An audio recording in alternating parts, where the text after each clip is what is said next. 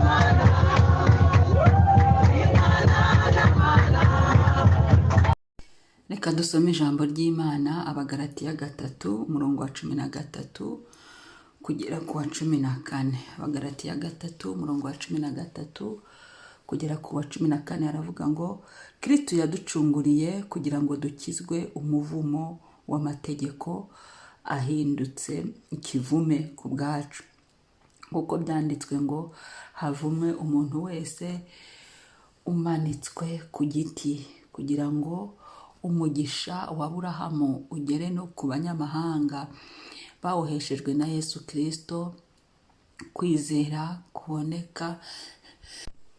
Kwizera kubone uko kuduhesha wa mwuka wasezeranijwe. Amen.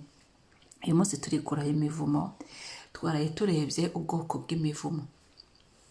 Bantu bima ni ukwisuzuma, turacyasenga. Uyu ni umunsi wa 6 w'amasengesho, ariko turi gusenga kugira ngo tubuhoke. Twagize umwanya wo kwihana. Ndabibutsa ko aya masengesho teme yayivuga ngo niba Uwiteka ari mu ruhande rwanjye, umubisha wanjye ninde? Niba Uwiteka ari mu ruhande rwanjye, ninde wamvuma? Niba Uwiteka ari mu ruhande rwanjye, ibyo bamvumye bivuze iki? Ko Yesu avumura, ko Uwiteka ari we Mana yampaye Yesu, amaraso ya Yesu ahari ngamvumura. Ibyo ntacyo bivuze. Niyo mpamvu nta bwoba bw'urugendo, niyo mpamvu dukomeje urugendo, niyo mpamvu twahagurutse ngo dusenge kugira ngo tubohoke, twivumure ku mivumo. abo twari turi kumwe twabonye imivumo itandukanye, umuvumo wo kwirengagiza abakene, umuvumo w'imiryango, umuvumo w'abubatse, umuntu mwubakanye, umuvumo uturuka ku mfubyi, umuvumo uturuka ku byaha, urugero nko kutababarira, umuvumo uturuka ku ndahiro, yego, umuvumo uturuka kugendana n'abavumwe, ibintu byinshi, gukoresha ingingo z'umubiri nabi, ibyo byose bigenda biteza akaga n'imivumo. Tumaze kubireba rero, ni umwanya mwiza wo gusenga. Ndagira ngo dusenge uyu munsi, usuzume ubuzima bwawe, urebe ibitagenda, hanyuma ibyaha dukora, cyane cyane icyaha buriya kigira ibihano, icyaha kigira ingaruka, icyaha kigira umuvumo. Buri cyaha cyose buriya kigiye gifite igihano, kikagira ingaruka, kikagira umuvumo.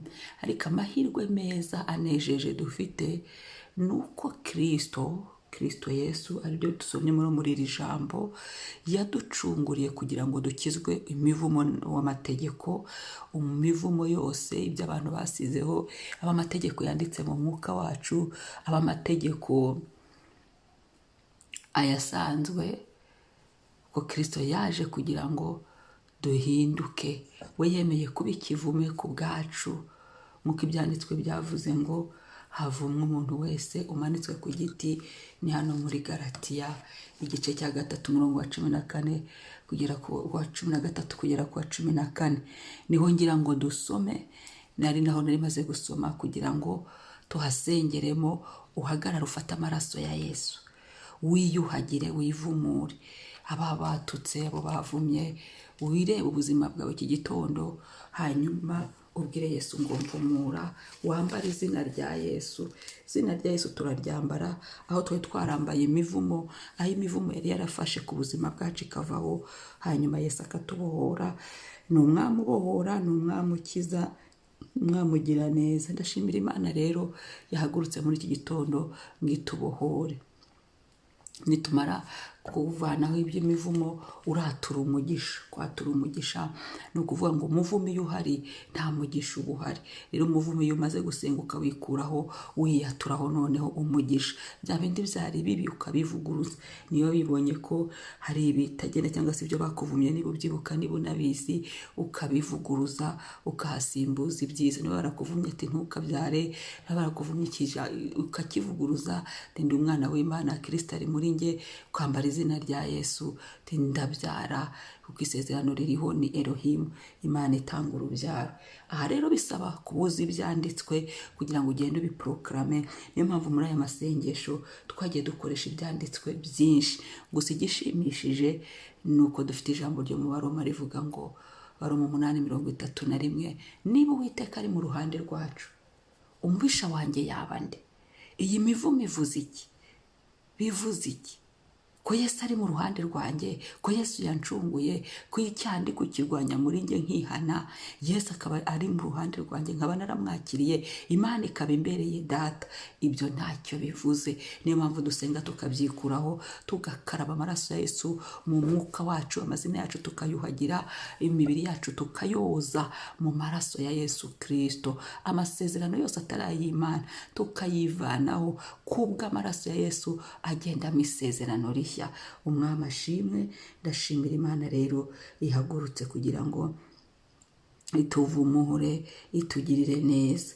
Turakoresha amaraso ya Yesu, umwuka wera w'umuriro, n'umusaraba. Umusaraba ntukawibagirwe, n'umusaraba n'ibyiringiro byacu, niwo twacunguriweho. Yesu yaravuze ngo birarangiye, niho yabirangirije iby'imivumo. Haleluya. Ndagushimiye Mwami, ndagushimiye kuri mwiza, ndagushimiye kukomeye, ndagushimiye ubuntu bw'umunsi, ndagushimiye iki gitondo Yesu.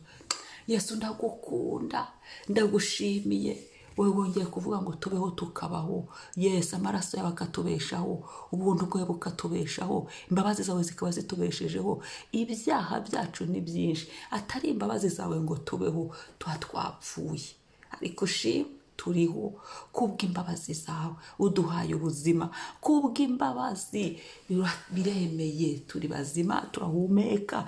Ushimwe Kristo, we waducunguye kugira ngo dukizwe. Uyu munsi ndawakiriye, ni umunsi wo gukira imivumo, ni umunsi wo kubohorwa, ni umunsi wo kugirirwa neza. Ndagushimiye Mwami, mivumo y'amategeko, mivumo y'abantu, mivumo y'abagome, mivumo y'inkozi y'ibibi, mivumo y'abakora Satani, ndayiyuhagiye. Maraso ya Yesu natwoze. Haleluya. Isengere, maraso ya Yesu atwoze, hadukuraho buri muvumo wose. Hari igihe tuba tubizi, hari n'igihe tuba tutabizi, ariko Yesu we wenyine amaraso yarahagije ngo tuvumuke tube bashya.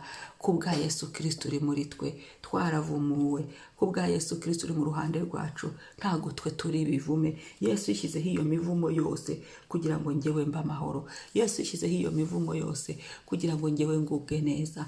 Ndagushimiye Yesu, ndagushimiye Yesu ko wemeye guhinduka ikivume.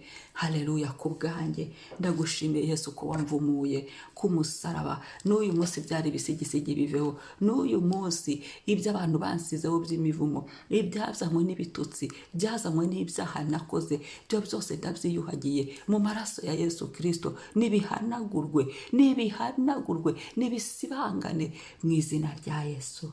Ndagushimiye Mwami, ndagushimiye ko hari umugisha ungeneye. Natuye umugisha, natuye umugisha, umugisha wawe womatane nanjye, umugisha wawe. Haleluya. We mu mazina yanjye be kuganga Mwami, mu biganza byanjye, mu byanjye byose habe mu muvuha, habe mu umugisha. Ndavumuye ibigega byanjye, ndanyuzamo amaraso ya Yesu. Ndavumura umubiri wanjye, ndanyuzamo amaraso ya Yesu, kuko Kristo niwe wabaye ikivume ku bwanjye. Izina rya Yesu simvumika, ndi umunyamugisha simvumika mu izina rya Yesu. Haleluya, haleluya. Uyu mugisha ndawakiriye.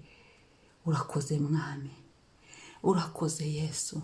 Mwuka wera ategeka, mwuka wera anesha. Haleluya. Twaraguhawe, kora mu buzima bwanjye. Umwuka wawe unyuzuza imbaraga zimpagarika, mwuka wera w'umuriro. Haleluya. Korera mu bugingo bwanjye, korera muri njye Mwami. Mwuka wera w'umuriro umbature, umbashishe. Haleluya. Mfasha ahantu hose nararananiriwe kubera umuvumo, uhankure, umbohoreyo. Buri ngereza yose narindimo kubera umuvumo, yo yose nyivemo. Buri cyasha cyose cyari kindiho kubera umuvumo, kiveho. Uhereye umunsi kugeza Yesu agarutse. Wa munsi we ndatura ko Yesu amvumuye, ndatura ko ndi umunyamugisha. Uyu mugisha w'amatane n'isaha yanjye ya buri munsi, uyu mugisha w'amatane n'iminsi yanjye yo kubaho, uyu mugisha w'amatane ni Mwami n'ibyanjye byose. Uyu mugisha ube mu masezerano yanjye, inzira zanjye zifunguke kubw'imbaraga z'umwuka wera w'Imana. Urakoze Yesu, singizwa, himbazwa. Uwiteka uduhire kurusha ubwa mbere, kandi ukore cyane ibiruta ibyo dusaba. Urakoze Mwami. Amen, amen.